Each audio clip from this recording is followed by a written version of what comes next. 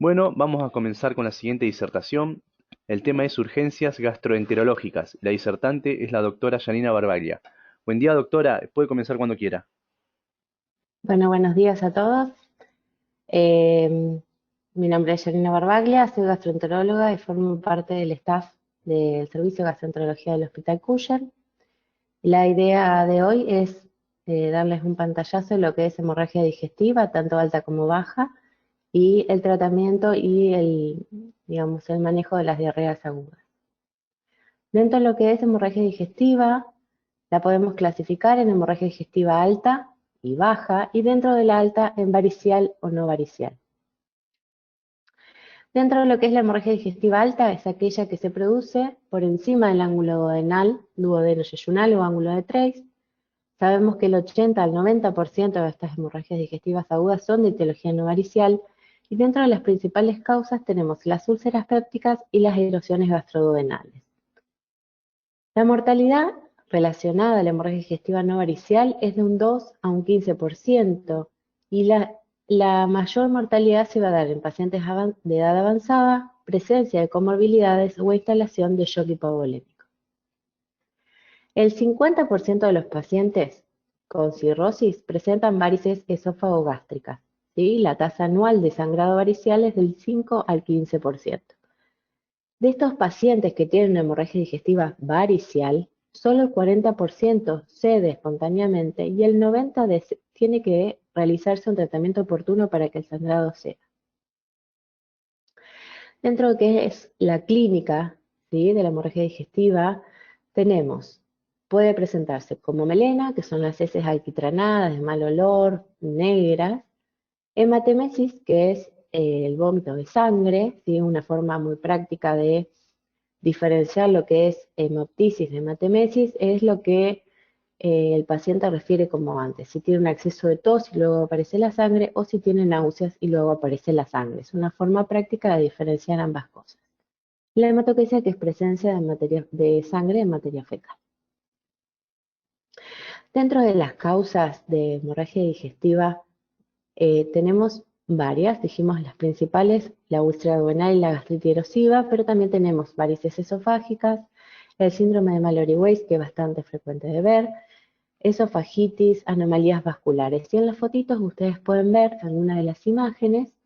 La primera del margen superior derecho ven una úlcera con fondo de fibrina, por debajo una erosión, una esofagitis erosiva sangrante, abajo igual. Lo que ven en las fotos de abajo, tenemos una angiodisplasia, esta imagen bien roja que se ve, y nuevamente erosiones dentro de lo que es una hernia de hiato, que son las llamadas úlceras de Cameron. Acá tenemos un síndrome de la Foix, que es con sangrado, es una anomalía, un vasito submucoso que también puede ser causa de hemorragia digestiva. Dentro de lo que son las varices esofágicas también tenemos una clasificación. La vamos a clasificar en menores y mayores. Menores cuando son menores de 5 milímetros, mayores cuando son mayores a 5 milímetros. Las imágenes que ven son todas varices mayores, no desaparecen con la insuflación y son mayores de 5 milímetros. Dentro de lo que es la clasificación de varices esófago-gástricas, tenemos aquellas que están, digamos, en concordancia con las varices esofágicas, y aquellas que están totalmente aisladas. Y de esa forma se dividen en GOP1 cuando se extienden hacia la curvatura menor, GOP2 cuando se extienden hacia el techo, y las que son totalmente aisladas tenemos la IgB1 cuando son varices aisladas en el techo, o IgB2 cuando son varices gástricas localizadas en el cuerpo, el antro o incluso el píloro. ¿Cómo vamos a evaluar un paciente que ingresa por hemorragia digestiva? Primero, muy importante, la anamnesis y el examen físico. Luego, estratificación del riesgo, tratamiento médico preendoscópico y el tratamiento endoscópico. La anamnesis y el examen físico es fundamental, porque yo ahí me voy a guiar dentro de lo que es la sospecha de la causa de la hemorragia digestiva, y el examen físico me va a orientar sobre todo a descartar una hemorragia varicial. ¿Qué quiero decir con esto? Con el interrogatorio yo voy a preguntar todo: si el paciente toma medicación, si toma corticoides, si toma analgésicos, si toma alcohol, si es un paciente etilista. Muchas veces recurrimos a hablar con el familiar porque el paciente muchas veces niega el etilismo, entonces hablamos con los familiares. Al examen físico es fundamental los signos vitales, ver la palidez mucosa, buscar estigmas de patopatía crónica, telangiectasias en tórax, ¿sí? Hipertrofia parotidia en el caso de un alcoholista. Todo eso nos ayuda a evaluar un posible origen de la hemorragia digestiva. Dentro de lo que es la estratificación de riesgo, tenemos pacientes de alto riesgo y de bajo riesgo, ¿sí? Los de alto riesgo son aquellos pacientes mayores de 60 años que ingresan con inestabilidad hemodinámica, que tienen hemotemesis activa o que padecen otro tipo de comorbilidades como puede ser diabetes, hipertensión, estar anticoagulado, que es muy frecuente también. Son todas comorbilidades que hacen que el paciente tenga un alto riesgo, sobre todo de resangrado. Los pacientes de bajo riesgo, hemorragia digestiva que se autolimita, signos vitales estables, ausencia de comorbilidades y un buen medio social. Acá pueden ver algunos de los scores que se utilizan. Este es el score de Blatchford Score, que utiliza sobre todo, todos más o menos utilizan los mismos parámetros, utilizan lo que es la presión arterial, la función renal y los números o los valores de hemoglobina. Acuérdense que el valor de hematocrito no es un valor sensible, debido a que el hematocrito demora en descender luego de una hemorragia digestiva.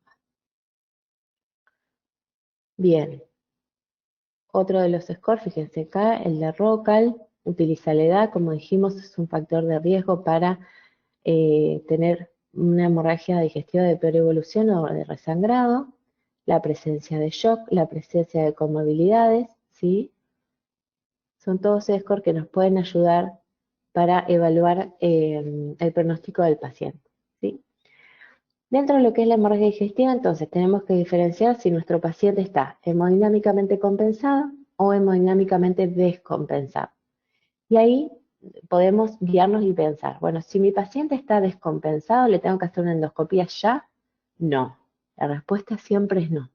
Recuerden que los endoscopistas no salvamos la vida del paciente, la vida del paciente la salva el médico que lo recibe, que lo expande, que le pasa líquido, que lo saca del shock, ¿sí? Nosotros venimos después y podemos colaborar con el tratamiento endoscópico, pero lo fundamental es la reanimación del paciente. Incluso un paciente shockado, inestable hemodinámicamente, es muy difícil de anestesiar y poder hacer una endoscopía. Entonces es fundamental los primeros minutos, ¿sí?, de que el paciente llega con una hemorragia digestiva. ¿Qué es lo que debemos hacer? Debemos colocar 2 vías periféricas cortas y gruesas, perfundir solución fisiológica, solicitar grupo y factor, un laboratorio completo que debe tener hemograma, urea, creatinina, glucemia, tiempo de protombina, guionograma, ¿sí? Colocar la sonda nasogástrica y un lavado gástrico enérgico, de eso vamos a hablar un poquito después. Colocar la sonda vesical para medir diuresis, esto es si el paciente viene con una estabilidad hemodinámica, dijimos. La sonda vesical me sirve para evaluar la función renal y para evaluar el estado hemodinámico del paciente también. Oxigenoterapia y con la transfusión de glóbulos rojos, acá tenemos algunas reglitas. Si el paciente tiene menos de 7 de hemoglobina, debe recibir una transfusión de glóbulos rojos, ¿sí? Hasta alcanzar un objetivo de una hemoglobina superior a 7. En el caso de que el paciente tenga alguna patología cardiovascular o respiratoria o renal crónica, los valores deseados ascienden a 10 de hemoglobina. Y en pacientes cirróticos hay que expandir con mucha prudencia, no superar un hematocrito de 21 porque esto aumenta la hipertensión portal. Entonces, primero dijimos colocar la sonda nasogástrica, lavar y lavar. Ahora les cuento por qué. Los fundamentos de colocar la sonda: confirma el diagnóstico de hemorragia digestiva, evalúa la actividad del sangrado, esto es muy importante, ver si la sangre es roja, si el sangrado es activo, si el sangrado es oscuro con coágulos o si no hay sangrado. Y esto es muy importante el tema de lavar y lavar, porque muchas veces nos olvidamos de lavar la sonda, que la sonda se lava con agua, ¿sí? Con agua normal. No hace falta que sea agua helada, con agua se lava, ¿sí? Es muy importante porque muchas veces decimos, no viene nada por la sonda, el sangrado paró. Y en realidad lo que pasó con la sonda es que se hizo un coágulo dentro de la sonda y eso hace que yo no pueda evaluar y ver si tiene sangrado o no. Entonces es muy importante colocar la sonda y lavarla, ¿sí? ¿Cuál es el otro beneficio que me da el colocar la sonda? Vacía el contenido gástrico, lo cual previene la broncoaspiración y facilita la visualización posterior del endoscopista, es muy importante esto. Y al retirar la sangre del estómago se evita el aumento de la presión portal por hiperemia esplácnica, ¿sí? Esto es muy importante. No hay contraindicaciones de colocar la sonda nasogástrica. Por más que yo sospeche de que el paciente tiene un sangrado varicial, no hay problema con colocarle la sonda, ¿sí? No es una contraindicación. Si yo tengo paciente inestable, debo colocarle la sonda nasogástrica. Bien, ahora pasamos al tratamiento pre-endoscopía. Algunos plantean el tratamiento farmacológico con proquinéticos. Dentro de estos proquinéticos podemos utilizar la metoclopramida o la eritromicina endovenosa, que nosotros, bueno, no disponemos de eritromicina endovenosa. La idea con estos fármacos es que disminuye la necesidad de realizar una nueva endoscopía para volver al sitio del sangrado, porque al producir un vaciado gástrico, los proquinéticos mejorarían la visualización endoscópica, ¿sí? No, la verdad es que no se utilizan de rutina, la eritromicina no disponemos y la metoclopramida la usamos, pero en algunos casos muy particulares. La verdad es que no se utiliza de rutina. Sí, lo que utilizamos siempre es el uso de inhibidores de bomba, ¿sí? ¿Cómo vamos a utilizar los inhibidores de bomba? Lo vamos a utilizar endovenoso, vamos a hacer un bolo de omeprazol de 80 miligramos, el omeprazol viene en ampollas de 40 miligramos, entonces vamos a hacer una infusión rápida en bolo de 80 miligramos para lograr la meseta del fármaco. Y luego vamos a colocar un goteo de 8 miligramos hora por 72 horas, ¿sí? Acompañado o no de esto, vamos a utilizar drogas vasoactivas, que pueden ser el otroctide o la terlipresina. Estas drogas las vamos a utilizar ante un paciente que tenga franca sospecha de sangrado varicial, ¿sí? Si yo sospecho, aunque no tenga la confirmación endoscópica, pero yo sospecho que el paciente tiene una hemorragia varicial porque tiene estigmas de hepatopatía crónica, porque es un etilista de jerarquía, porque le encuentro ascitis al examen físico, etcétera, yo puedo empezar y debo empezar, si tengo disponible, el tratamiento farmacológico. Como dijimos, octreotide y terlipresina son las dos drogas que se utilizan, ¿sí? Entonces, el tratamiento con fármacos vasoactivos debe iniciarse lo más pronto posible en todo paciente con sospecha de sangrado varicial y debe ser mantenido por 2 a 5 días, incluso después de la endoscopía terapéutica. Llegamos a la endoscopía, ¿sí? Llegó el endoscopista, nos hace la endoscopía y cuáles son las posibles causas, ¿sí? Dijimos que una de las causas era el sangrado no varicial. Acá tenemos una clasificación que es muy importante, que es la clasificación de Forest, porque tiene es pronóstica, por eso es muy importante recordarla y saberla, ¿sí? Tenemos el Forest 1 que se clasifica en A y B, si tengo un sangrado en JET o si tengo un sangrado en NAPA. Tenemos luego el Forest 2, que ya tenemos, perdón, ahí tenemos un coágulo adherido, un fondo sañoso. Fíjense el coágulo ahí bien adherido, ¿sí? Acá tengo un fondo sucio, veo la úlcera con fondo de fibrina, pero también veo restos hemáticos, ¿sí? No es un fondo limpio, como si tenemos acá, que es un Forest 3, en donde es una úlcera bien cubierta de fibrina de bordes netos, no tengo restos de hemosiderina.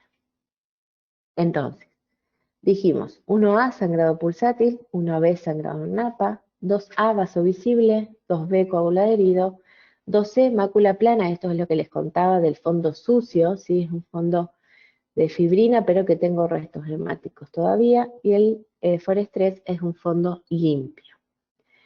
¿Qué pasa con esto? Del Forest 1A hasta el 2B yo tengo una tasa de resangrado dentro de las 72 horas muy alta. Fíjense que el riesgo de sangrado en Forest 1 es del 55%, ¿sí? Y va bajando a medida que vamos avanzando. Bien, dentro de lo que corresponde a la hemorragia varicial, tiene una mortalidad del 20% en el primer episodio durante las primeras 6 semanas y es una emergencia médica, ¿sí? ¿Cuáles son los determinantes del sangrado varicial? Bueno, la presencia de red spot es una de las principales, ¿sí? ¿Qué es el red spot? Es una varice sobre la varice y me habla de muchísima hipertensión portal. Por eso es uno de los factores que nosotros tenemos para ver y nos es práctico si hacemos una endoscopía y vemos que el paciente tiene red spot, hablamos que el paciente tiene mucha hipertensión portal. Otro de los determinantes de riesgo son las varices mayores y un chial B o C. ¿Cuáles son los tratamientos endoscópicos que utilizamos y que disponemos? ¿Sí? Tenemos la inyección de adrenalina, esto estamos hablando de hemorragia digestiva no varicial, ¿sí?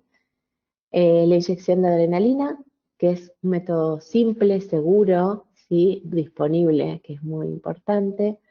Esta lo utilizamos por ejemplo, en un sangrado por úlcera, ¿sí? Podemos hacer terapia con adrenalina. Siempre hablamos de tratamiento combinado, farmacológico y endoscópico. ¿Sí? No puedo hacer la inyección de adrenalina a una úlcera y no ponerle omeprazol, ¿sí?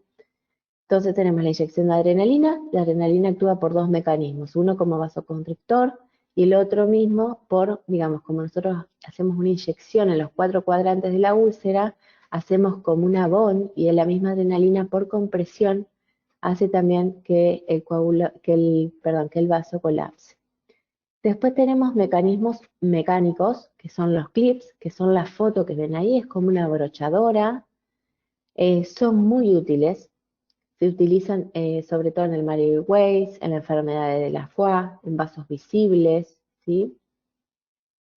Eh, el problema que tiene son el costo, porque son un poco costosos, pero están accesibles, lo podemos utilizar.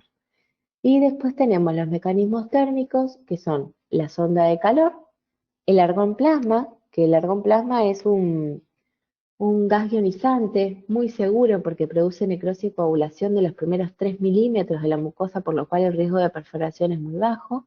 Se utilizan en angiodisplasias, en el síndrome de Watermelon o estómago en sandía, o GAPE, también lo pueden encontrar en la literatura, que es una patología que básicamente da anemia más que hemorragia digestiva y se produce por una mala contracción del antro duodenal y esto genera una exacerbación, una ingurgitación de los vasos submucosos que producen anemia.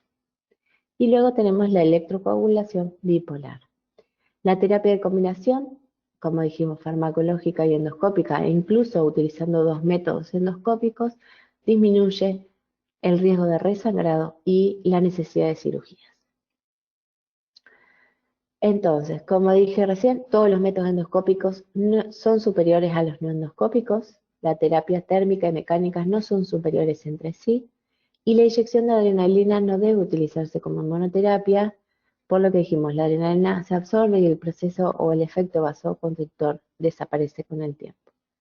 El momento de realizar la endoscopía siempre es mejor hacerla en forma temprana. La literatura habla de que no es recomendable dentro de las primeras 2 horas de la hemorragia digestiva porque se considera que en esas 2 horas yo debo reanimar el paciente, es lo primero que hablábamos. Entonces deberíamos realizarlas entre las 2 y las 24 horas. ¿A quién le vamos a pedir una segunda endoscopía? Que queremos ver qué pasó. No le vamos a pedir cuando la hemostasia endoscópica fue exitosa, ¿sí? Y tiene un riesgo de resangrado menor al 10%. En estos pacientes no es necesario hacer un second loop. Sí lo vamos a pedir ante una evidencia clínica de sangrado recurrente, ante un tratamiento inadecuado o ante una falla de poder identificar en forma endoscópica el sitio de sangrado. El éxito de esta conducta varía entre un 70 y un 75%, evitando la necesidad de cirugía y con menor tasa de complicaciones, ¿sí? ¿Cuáles son las opciones del tratamiento de la hemorragia digestiva varicial? Dijimos que teníamos el farmacológico, la terlipresina y el otroctide, el endoscópico, que lo que utilizamos son ligaduras con bandas, la esclerosis ya no la utilizamos más debido a que tiene mayores efectos adversos, el histocril, que ahora les voy a comentar qué es lo que hacemos, la sonda balón de Sextaken, la descompresión de la hipertensión portal a través de TIPS o shunt quirúrgicos y el trasplante hepático como tratamiento definitivo. Lo que pueden ver en las imágenes de la derecha, la imagen de arriba es un gráfico de cómo se colocan las bandas esofágicas, ¿sí? Que básicamente nosotros lo que hacemos es de distal a proximal, succionar la varice, perdón, sobre el endoscopio que tiene un cap, que es ese plastiquito que pueden ver. Sobre ese plastiquito va montada una serie de banditas que cuando yo tengo la varice succionada, libera esa banda y queda esclerosada la varice. Recuerden que la ligadura con bandas, si bien produce erradicación de las varices esofágicas con las sucesivos, digamos, las sucesivas esclerosis, recuerden que no tiene ninguna injerencia sobre la hipertensión portal. La ligadura con bandas lo que hace es producir una fibrosis de la mucosa y la submucosa del esófago, lo que no permite que se vuelvan a formar varices, pero no disminuye la hipertensión portal, por lo cual no sirve como monoterapia y siempre debo dar un tratamiento farmacológico que disminuye la hipertensión portal. En el caso de la hemorragia aguda, terlipresina autoctide. En el caso de un paciente en mantenimiento sin hemorragia digestiva, utilizo el propanolol. Abajo de esta imagen tiene una sonda de Sextaken, ¿sí? Que tiene un balón esférico gástrico y un balón cilíndrico esofágico. Tiene dos vías, una para lavar la sonda y la otra para inflar los balones. Y abajo tienen una imagen de lo que es un TIPS, ¿sí? Que es un zoom básicamente entre la circulación portal y la circulación sistémica para disminuir la hipertensión portal. Recuerden que el gran efecto adverso que tienen los TIPS es la encefalopatía. Terlipresina, entonces, ¿qué es? Es un análogo sintético de la vasopresina, se utiliza en bolo, 2 miligramos cada 4 horas y luego 1 miligramo, luego 1 miligramo cada 4 horas durante 5 días. Es el único fármaco que, en comparación con placebo, ha conseguido reducir en forma significativa la mortalidad, ¿sí? El problema de la terlipresina es el costo, es muy caro. Letrozide, que es lo que nosotros disponemos en nuestro hospital, tenemos ampollas de 0,10 o de 0,5 miligramos. Nosotros tenemos el de 0,10, utilizamos 12 ampollas en las primeras 24 horas y luego eso es por 48 horas y luego los 3 días siguientes utilizamos una ampolla subcutánea cada 8 horas. Una vez que se completan los 5 días del tratamiento de la hemorragia digestiva aguda, se pasa al propanolol.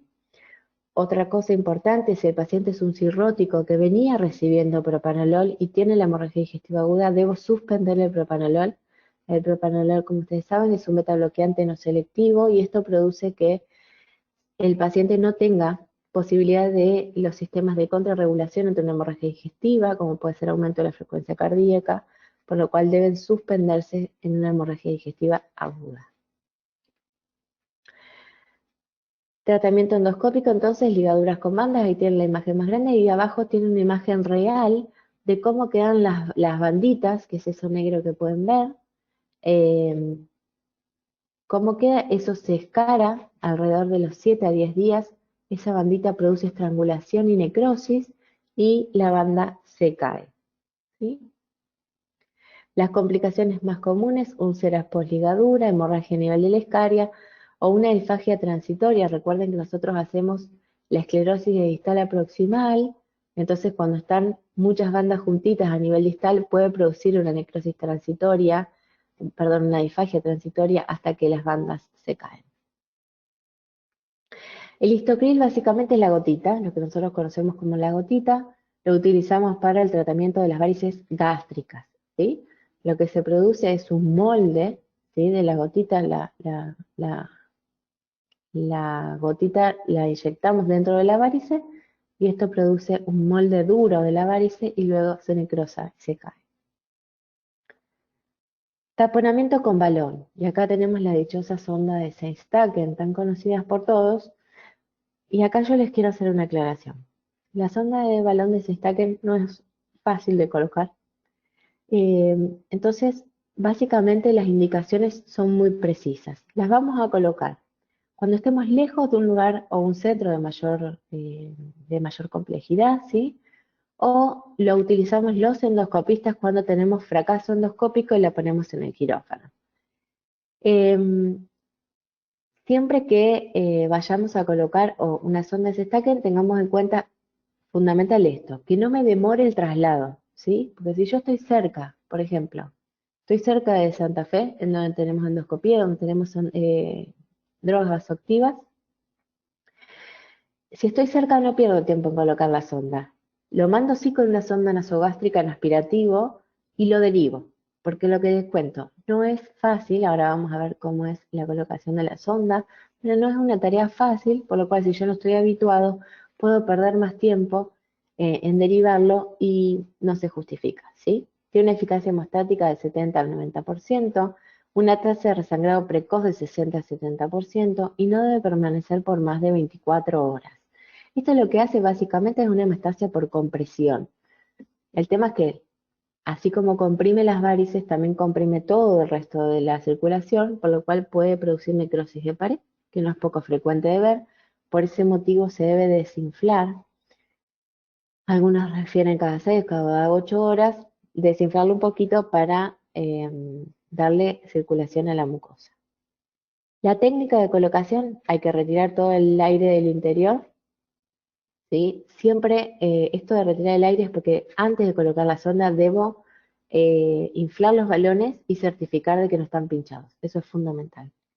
Lubrico bien, ingreso por fosas nasales hasta el estómago.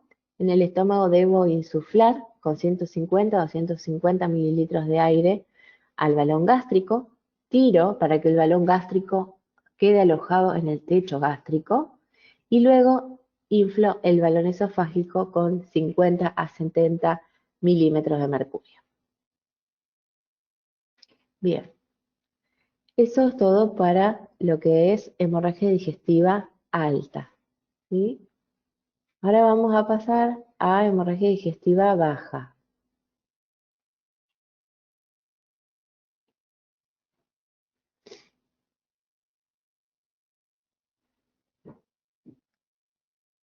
A ver si estamos acá. ¿Es? ¿Esta es? No, la que sigue. ¿Esta? Esa. Gracias. Bueno, hemorragia digestiva baja, ¿sí? Hemorragia digestiva baja es la pérdida de sangre por ano y su origen va desde el ángulo de Trex hasta el ano, ¿sí? Tiene incidencia anual del 20 a 30 casos cada 100.000 habitantes. Es autolimitada, esto es muy importante. Es de 3 a 5 veces más frecuente que la hemorragia digestiva, tiene una mortalidad baja del 2 al 4%, predomina en el varón y se presenta sobre todo en edades avanzadas. ¿Cómo vamos a clasificar la hemorragia digestiva baja? En aguda, crónica y oculta. Aguda es una hemorragia de menos de 3 días de duración, crónica cuando es continua o intermitente, y oculta cuando las pérdidas no modifican las características macroscópicas de las heces y se reconoce por exámenes de sangre oculta en materia fecal, vemos que hay un sangrado digestivo. La hemorragia masiva, ¿cuándo la vamos a ver? ¿O cuándo la vamos a sospechar? Cuando hay taquicardia, taquipnea o hipotensión ortostática. Esto corresponde a una pérdida mayor al 30% del volumen total a una velocidad superior a 100 mililitros hora de pérdida de sangre. Dentro de las patologías que pueden producir un sangrado digestivo bajo, tenemos la enfermedad diverticular y la angiodisplasia, que son las más frecuentes. Y acá clave la aclaración de que tenemos que dividir lo que es una hemorragia digestiva severa, ¿sí? Que puede descompensar al paciente. En este caso vamos a tener que las causas de esa hemorragia digestiva severa son generalmente la enfermedad diverticular o la angiodisplasia. Ahora, en los sangrados crónicos de baja cuantía, que no tienen repercusión hemodinámica del paciente, ni siquiera tienen anemia en el laboratorio, la causa más frecuente es hemorroides. Como otras causas tenemos enfermedad inflamatoria intestinal, las neoplasias, las colitis infecciosas, las colitis isquémicas o las proctitis postradiación. Hay muchas otras causas, ¿no? Pero estas son las más frecuentes. Dentro de lo que es el sangrado digestivo de intestino delgado, las principales causas son angiodisplasias, úlceras por Aines sobre todo, tumores, divertículo de Meckel, enfermedad de Crohn, enteritis actínicas o enteropatía por Aines como las causas más frecuentes, ¿sí?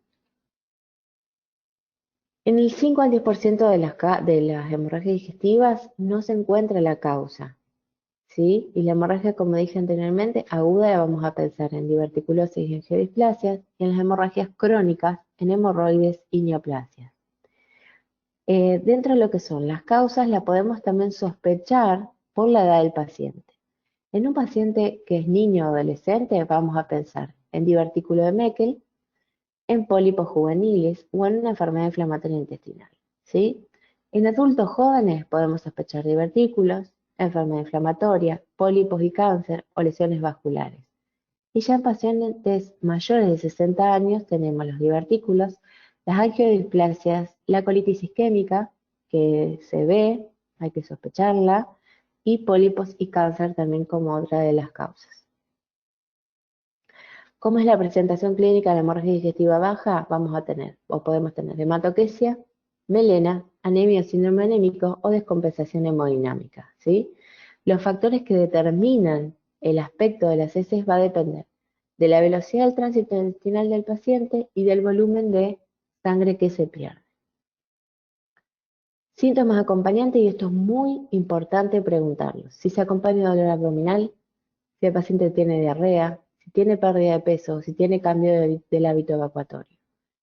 ¿Por qué me importa esto? Porque esto yo puedo enfocarme y ver qué puedo sospechar del paciente. Por ejemplo, si un paciente viene con proctorragia, pero tiene dolor abdominal o tiene una pérdida de peso, yo no voy a pensar en hemorroides, ¿sí? Ese paciente lo tengo que estudiar. Acuérdense que las hemorroides es un sangrado rojo rutilante, con la sangre por encima de las heces, pero que no se acompaña de dolor abdominal, ¿sí? Sí se puede acompañar de cambio del hábito evacuatorio, un paciente que se constipa bruscamente por una, una, una transgresión alimentaria, un toma de medicamentos, pero en general el sangrado de hemorroidal no se acompaña de dolor abdominal, por lo cual si yo tengo un paciente con sangrado de dolor abdominal, debo sospechar otra cosa. El sangrado diverticular se produce en un 20 o 55%, generalmente en pacientes mayores de 40 años, su presentación es hematoquesia. El sitio de sangrado corresponde al colon derecho en el 50 al 90% de los casos. El 75% de los sangrados cede espontáneamente y la recurrencia aumenta con los sucesivos episodios de sangrado, ¿sí? El 75% cede espontáneamente, esto es muy importante, ¿sí? Acá tenemos imágenes para que ustedes se hagan una idea de lo que son los divertículos. Esto es una enfermedad diverticular severa. Pueden ver todos los orificios diverticulares que se ven. Y las imágenes de abajo tienen un sangrado diverticular importante ahí, ¿sí? Que puede ser causa de hematoquesia, ¿sí? Bien, colitis isquémica, 1 a 19%. Se producen por reducción del flujo sanguíneo, ¿sí? ¿En quién lo vamos a buscar? ¿En pacientes mayores?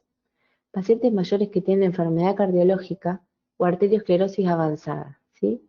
La presentación clínica, dolor abdominal y diarrea. Y los lugares de localización más frecuentes son la unión recto-cima y el ángulo esplénico, y esto es por la irrigación que tiene el colon, ¿sí? Endoscópicamente se ven estas imágenes, como pueden ver en la imagen de arriba. Esto es una necrosis mucosa muy importante, ¿sí?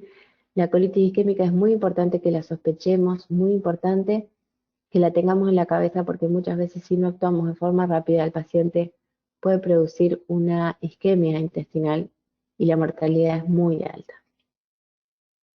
Hemorragia digestiva baja pospolipectomía, del 2 al 16%, ahí ven un pólipo, ¿sí? Que se le hizo la polipectomía, se colocaron 2 clips, esto lo utilizamos a los clips en el caso de polipectomías grandes, porque el pólipo tiene una arteria nutricia que va por el pedículo, y si no le colocamos clips, el paciente sangra. Las ectasias vasculares es la foto que ven abajo a la derecha. Esto es una angiodisplasia, una arenita vascular muy típica, digamos. Generalmente se localiza en el ciego, en el colon ascendente. Es una lesión roja plana y puede medir entre 2 y 10 milímetros. En este caso utilizamos argón plasma para quemar las angiodisplasias y que no sangren. Neoplasias, en un menor porcentaje, produce sangrado oculto o mínimo pero persistente, se acompaña de pérdida de peso y cambio del hábito evacuatorio. Las colitis infecciosas pueden ser por salmonella, campylobacter, Yersinia, Escherichia coli, se asocian a dolor abdominal y diarrea. Proctitis por radiación, acá tenemos el antecedente de radioterapia que nos ayuda. Se asocia a dolor abdominal cólico, diarrea y tenesmo, y las hemorroides de un 5 a un 10%. Entonces, si tenemos todo esto, ¿qué tenemos que hacer? La reanimación y evaluación inicial, la localización del sitio de sangrado y la intervención terapéutica para detener el sangrado. Interrogatorio, como siempre, y toda patología es fundamental. Fundamental, yo debo preguntarle todo. Si cambió la forma, cómo son las heces, qué color tienen, si toma alguna medicación, si está anticoagulado, si toma aspirina, si toma ibuprofeno, si toma diclofenac. Todo debo preguntar. Paciente joven sano que tiene proctorragia, ¿sí? Puedo realizarle un tacto rectal o una rectosigmoidoscopía. Paciente joven sano con proctorragia, características de sangre roja por encima de la materia fecal y sin ningún otro síntoma acompañante. ¿Sí? Si yo tengo la mínima sospecha o no me queda claro el cuadro, debo solicitar un estudio endoscópico. Recuerden que las enfermedades inflamatorias se dan en pacientes jóvenes, muchos pacientes los cuales llegamos tarde al diagnóstico porque se pasearon por muchos médicos y todos le decían que era hemorroides y nadie le hizo una colonoscopia. Entonces, si no tengo un diagnóstico claro, si no estoy seguro, puedo pedir una colonoscopia y me quedo tranquilo de que el sangrado o proctorragia que tiene el paciente viene de ahí. Si tengo anemia, signos de alarma o síntomas de alarma. ¿Cuáles son los síntomas de alarma? Lo que dijimos, paciente mayor de 45 años, estos factores de riesgo, la tendencia es bajarlo de 50 a 45 años. Paciente mayor de 45 años, que yo tenga repercusión en el laboratorio, lo que le decía antes. Un paciente con hemorroides o con sangrado hemorroidal no va a tener anemia, ¿sí? Es muy, pero muy, muy poco frecuente que un sangrado hemorroidal me produzca o tenga traducción al laboratorio y me produzca anemia. Entonces, si yo tengo un paciente con proctorragia, que tiene anemia, que tiene dolor abdominal, que tiene antecedentes oncológicos fuertes en la familia, debo estudiarlo y no quedarme con que es un sangrado por hemorroides, ¿sí? Bien. Acá tenemos un algoritmo de cómo vamos a hacer o cómo vamos a tratar una hemorragia digestiva, ¿sí? No les dije, pero la reanimación de la hemorragia digestiva baja es exactamente igual que la hemorragia digestiva alta. Las dos vías, uresis cortas, colocación de sonda nasogástrica si el paciente está inestable. Esto me ayuda a descartar un sangrado alto. ¿Sí? Acuérdense que el 10% de las hemorragias digestivas bajas tienen un origen alto. Entonces me ayuda también a eso, me ayuda a que el paciente no se broncoaspire si está inestable, ¿sí? Debo pedir el laboratorio, el coagulograma, el grupo factor, todo igual que la hemorragia digestiva alta. Si la hemorragia no es activa o es intermitente, yo tengo tiempo, lo preparo al paciente, le hago una colonoscopia, ¿sí? Si esta es positiva, hago diagnóstico y tratamiento endoscópico si corresponde. Si esta es negativa, lo que puedo hacer es una gastroendoscopia alta. Si esta también es negativa, debo repetir porque hasta entre un 10 y un 20% de las causas, o mejor dicho, de las hemorragias digestivas, no se encuentra el origen de sangrado y en una reendoscopía podemos llegar a ver algo que se nos pasó por alto la anterior. Por eso, antes de empezar a estudiar el intestino delgado como causa de lugar de sangrado, debo repetir las endoscopías y tener 2 endoscopías altas y 2 endoscopías bajas para recién ahí empezar a estudiar el intestino delgado a través de una enteroscopía o una enteroresonancia o una cápsula endoscópica. Si el paciente tiene una hemorragia digestiva aguda, severa, digamos, entonces pongo sonda nasogástrica. Si es negativo y el paciente está estable hemodinámicamente, lo que puedo hacer es una tomografía. Si localizo el sitio de sangrado, le hago la colonoscopía para poder hacer el tratamiento. Si no puedo localizar el sitio de sangrado, vuelvo más o menos a lo mismo de hacer la endoscopia digestiva alta y luego el estudio de intestino delgado si no logro localizar el sitio de sangrado. En el caso de que el paciente tenga inestabilidad hemodinámica, acá nosotros un paciente inestable no lo podemos preparar para hacer una colonoscopía y las colonoscopías sin preparación no sirven para nada. No se deberían hacer porque al no poder limpiar el colon, yo cuando ingreso con el colonoscopio no puedo ver nada. Entonces, si el paciente está inestable, la indicación es hacer una arteriografía. La arteriografía me puede dar localización del sangrado y puedo hacer tratamientos con embolizaciones súper selectivas o segmentarias, y esto me permite hacer diagnóstico y tratamiento. También con el advenimiento de las tomografías, y que incluso se pueden hacer angiotomografías, también tendrían una indicación, pero no cuando el paciente está muy inestable hemodinámicamente. Si el paciente está inestable, la indicación es una arteriografía. La centellografía con glóbulos rojos marcados ha quedado relegada solo para el diagnóstico de los divertículos de Meckel. No se utilizan para el diagnóstico de hemorragia digestiva en los pacientes inestables hemodinámicamente, debido a que la centellografía me marca el lugar de sangrado. No tengo opción terapéutica. Y el problema que tiene es que los glóbulos rojos, digamos, se liberan al colon en el lugar de sangrado, pero el colon tiene peristaltismo. Entonces, estos glóbulos rojos marcados se mueven a través del colon por el peristaltismo. Llega un momento que tengo todo el colon pintado con estos glóbulos rojos marcados, lo que hace muy difícil la localización del sangrado. Entonces, Angiotac Multislide, lo que hablábamos, uno de los métodos accesibles que tenemos para el diagnóstico, ¿sí? Proporciona sitio y causa del sangrado, informa sobre la anatomía vascular por reconstrucción 3D. La ventaja, accesible, no invasivo y rápido. La desventaja es la radiación, el contraste y que no permite tratamiento de la hemorragia. La colonoscopía diagnóstica, pronóstica y terapéutica. Los estigmas de hemorragia reciente son predictivos de resangrado. Hay un sangrado activo, resangran el 67%, cuando hay vaso visible el 50% y cuando hay coágulos de herida el 43%. Debe realizarse dentro de las 12 a 24 horas de ingresado del paciente. Recuerden que el paciente tiene que estar hemodinámicamente estable, ¿sí? Ofrece la oportunidad de identificar a los pacientes de bajo riesgo y por lo tanto reducir la necesidad de hospitalización y los costos de atención. ¿Qué podemos hacer endoscópicamente? Muy parecido a lo que hacíamos en la endoscopía digestiva alta, igual diría. Inyección de adrenalina, tenemos los métodos térmicos, tanto de contacto como no contacto, de contacto monopolar o bipolar, los de no contacto, lo que hablamos, argonplasma, sobre todo para geodisplasias, y tratamiento láser, y los que son los mecanismos mecánicos, tenemos el clip y las bandas elásticas. Las bandas elásticas se utilizan digamos, en la parte baja para esclerosis de las hemorroides.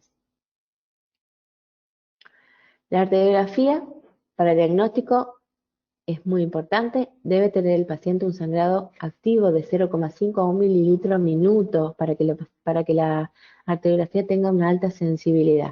Tiene una sensibilidad que varía del 40 al 80% con una especificidad del 100%. Indicaciones, como dijimos, hemorragias masivas, endoscopías negativas o hemorragias persistentes. Tratamiento endovascular podemos hacer embolización o infusión de vasopresores.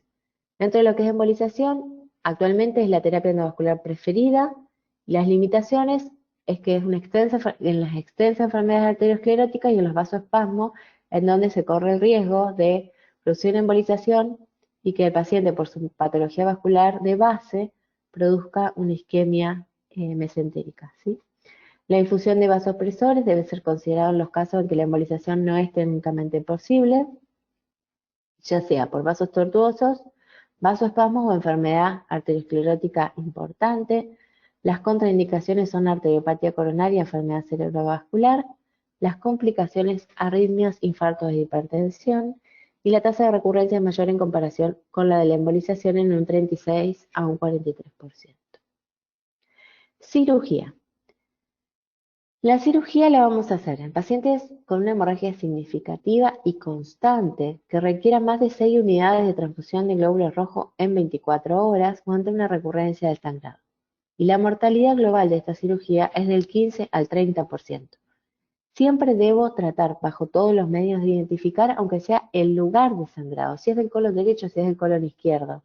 ¿Por qué? Porque la colectomía total tiene una tasa de mortalidad altísima, ¿sí? Entonces, siempre, y aún ahora tenemos muchos métodos diagnósticos más que antes, tratamos de, aunque sea, localizar ese sangrado izquierdo o derecho como para guiar al cirujano y que no haya tener que hacer una colectomía total que tiene muchísima mortalidad.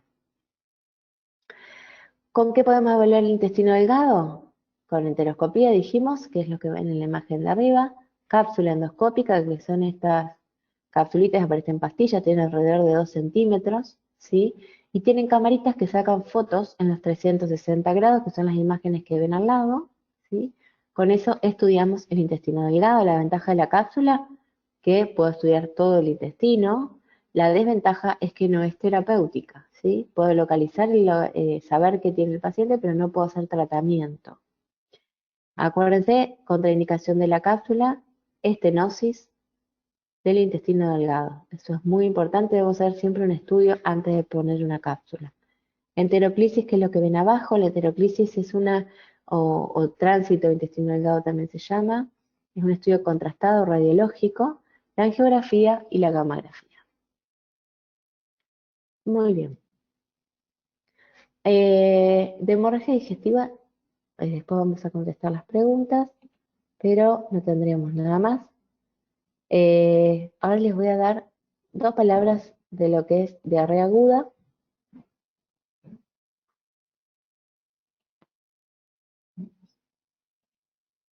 Ahí está. Una cortita de diarrea aguda. Diarrea aguda sabemos que es el aumento de la frecuencia de las deposiciones con disminución de la consistencia de las heces en relación al hábito basal del individuo, esto es muy importante, y cuya duración es menor a 14 días. Y disentería es diarrea sanguinolenta con presencia de sangre visible y moco, ¿sí? Entonces, la diarrea aguda es una enfermedad frecuente y autolimitada en pacientes inmunocompetentes, y esto es muy importante que nos quede claro, es autolimitada en pacientes inmunocompetentes. Raramente requiere tratamiento específico, tiene una alta mortalidad en los extremos de la vida, en lactantes y en ancianos, ¿sí? Y también pacientes con comorbilidades e inmunosuprimidos. La mortalidad es baja en pacientes en países desarrollados y aumenta en países en subdesarrollo. Los virus son la causa predominante de diarrea aguda con mayor incidencia en invierno, y en países en desarrollo las bacterias y parásitos tienen mayor prevalencia con un pico habitual durante los meses de verano, ¿sí? Virus invierno, bacterias y parásitos verano. La clasificación la podemos clasificar en leve, moderada y severa. Esto va a depender de la cantidad de deposiciones y de la repercusión sistémica de la enfermedad. Tenemos la diarrea leve con menos de 3 deposiciones día, con síntomas gastrointestinales leves y sin síntomas sistémicos. La diarrea moderada tenemos entre 3 y 6 deposiciones diarias, deshidratación leve a moderada, con síntomas gastrointestinales intensos y persistentes, que esto puede ser dolor abdominal, náuseas, vómitos o tenesmo, o síntomas sistémicos como puede ser fiebre y malestar general. Y ya severa cuando hablamos de una diarrea de más de 6 deposiciones, con deshidratación severa y con síntomas gastrointestinales y sistémicos. Etiología, como vimos, tenemos un montón de causas: virales, bacterianas, parásitos, diarreas toxigénicas de origen alimentario, diarrea asociada con el consumo de drogas, colitis isquémica, enfermedad inflamatoria, tumor carcinoide, SIDA, el dumping o síndrome del intestino corto, radiación o quimioterapia, ¿sí? Son todas causas de diarrea aguda. ¿Cuál es la evolución clínica? La evaluación clínica, perdón, anamnesis minuciosa. Esto es muy importante, debo preguntarle todo al paciente. Desde si viajó, si tiene agua potable, si toma alguna medicación, si toma algún yuyo, si se compró algo en la dietética, si toma algún suplemento en el gimnasio, todo debo preguntar. Al examen físico básicamente buscamos en la diarrea aguda signos de deshidratación, ¿sí? Evalúa las mucosas, el signo del pliegue, los más chicos, esos son lo que evaluamos, ¿sí? Evaluación del laboratorio. Habitualmente, como hablábamos al principio, no es necesario hacer coprocultivos o ningún estudio en pacientes inmunocompetentes, ¿sí? Que se presente dentro de las 24 horas de la aparición de la diarrea. No es necesario pedirle ningún tipo de estudio, ¿sí? Lo que debo hacer es dieta y líquido, ¿sí? Mantenerle el medio interno, pero no es necesario estudiarlo. La investigación microbiológica va a estar indicada en ¿quién? En pacientes deshidratados, febriles o en aquellos que presentan sangre o empujan la materia fecal.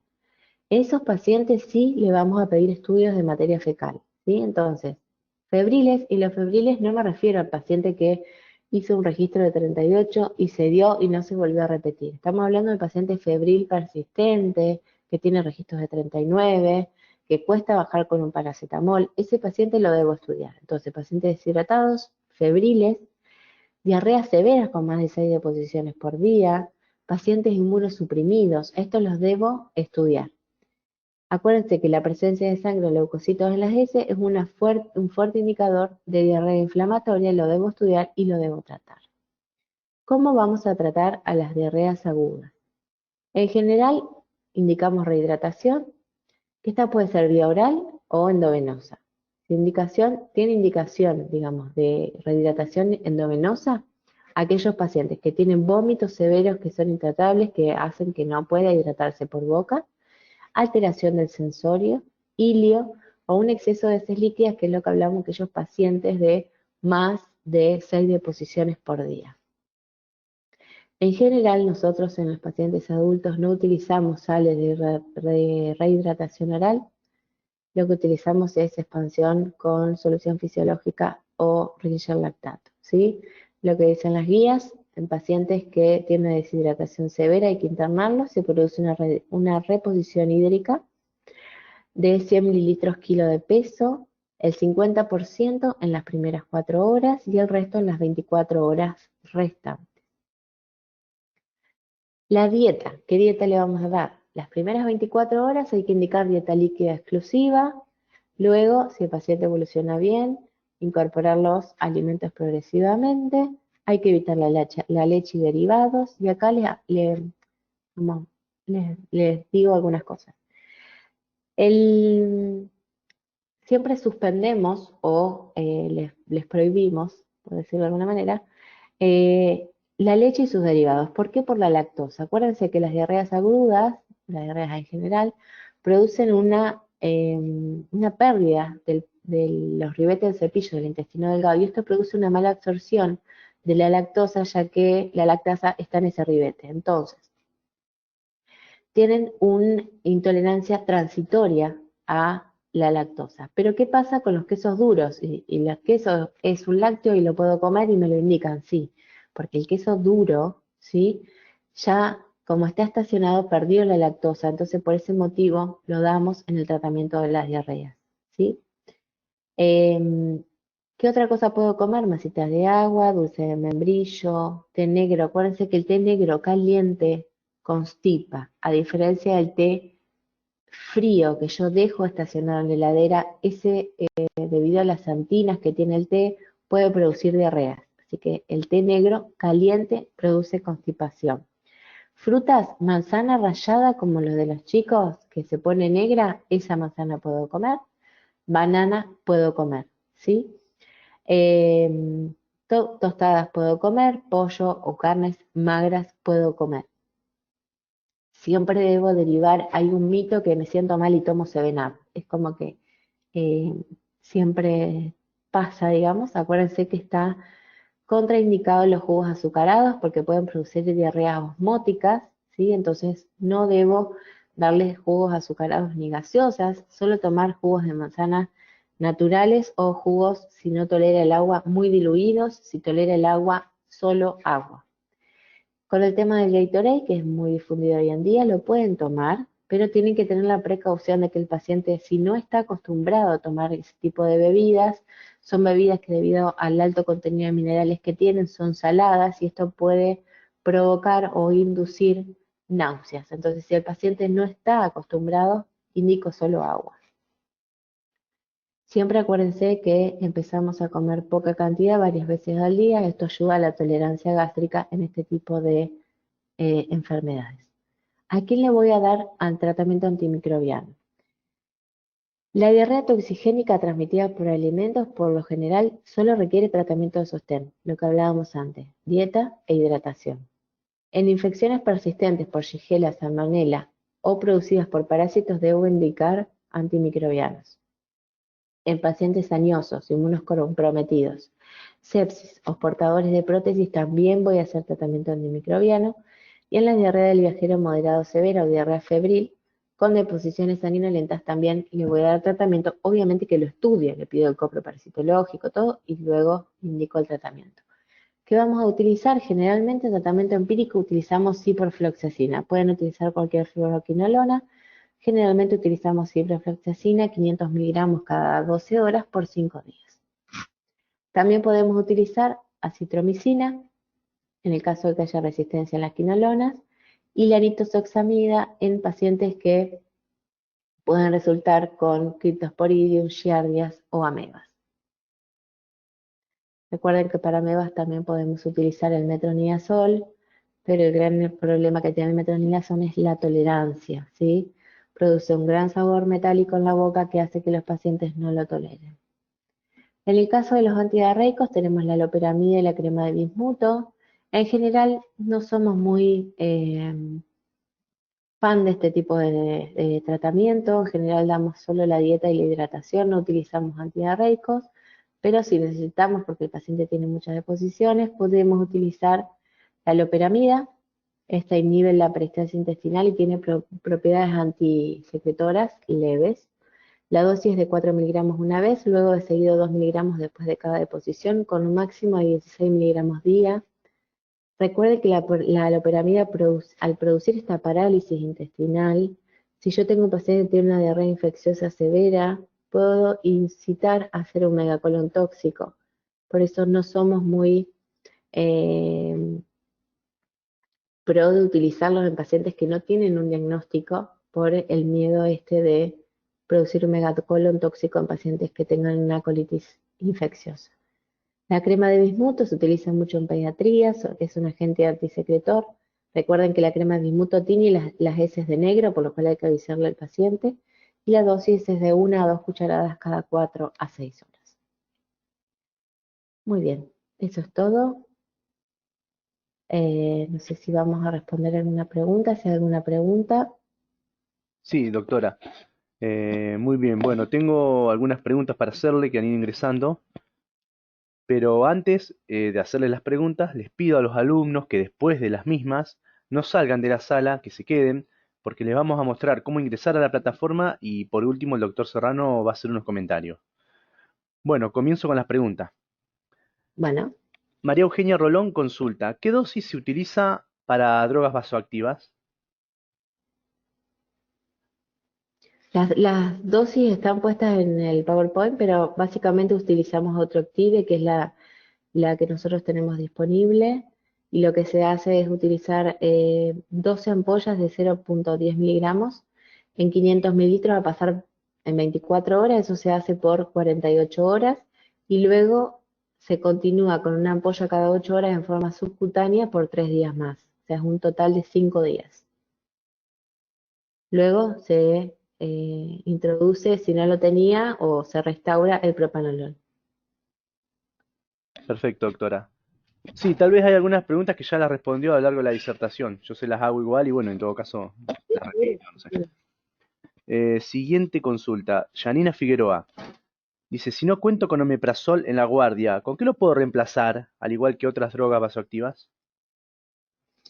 Bueno, el omeprazol, normalmente si no tienen omeprazol tienen ranitidina.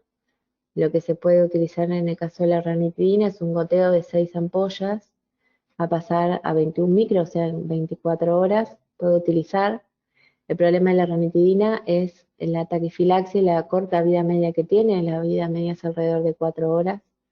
Por eso siempre preferimos omeprazol, pero puedo utilizar ranitidina en goteo también. La dosis máxima día de la ranitidina es 300 miligramos. Por eso las ampollas vienen de 50, coloco 6 ampollas y la paso en 24 horas. Perfecto, doctora. Y de Pamela, las drogas, sí, perdón, la segunda parte que era de las drogas vasoactivas, no hay un reemplazo. Si no tengo esas drogas, no tengo un reemplazo. buenísimo. Siguiente consulta, Pamela Agustín. ¿Cuál es la diferencia entre hematoquesia y enterorragia? Hematoquesia nos referimos, enterorragia es cuando el sangrado es abundante, es un sangrado importante, rojo rutilante, que está mezclado con la materia fecal. La hematoquesia generalmente nos referimos a un sangrado más leve, más escaso. Esa sería la diferencia. En realidad, hematoquesia es un término que engloba tanto la enterorragia como la proctorragia cuando uno no sabe diferenciarlas. La última consulta que tengo, doctora, es de Angelina Heisen. ¿Podría repetir, por favor, en qué casos si se utiliza la centellografía en GR marcados? Sí, la única indicación actual que tiene la mamografía en la hemorragia digestiva es la identificación o la sospecha de un divertículo de Meckel. Es la única indicación que tiene actualmente ese estudio. Bueno, doctora, no tengo más consultas, así que no sé si Bueno. quiere finalizar con algo. No, bueno, cualquier cosa, yo no puse mi mail en la presentación, pero bueno, después se los hago llegar. Cualquier consulta o lo que necesiten me puede escribir y si les puedo ayudar, encantada. Bueno, doctora, entonces las despedimos. Muchísimas gracias por su presentación. Muchas gracias. Hasta pronto.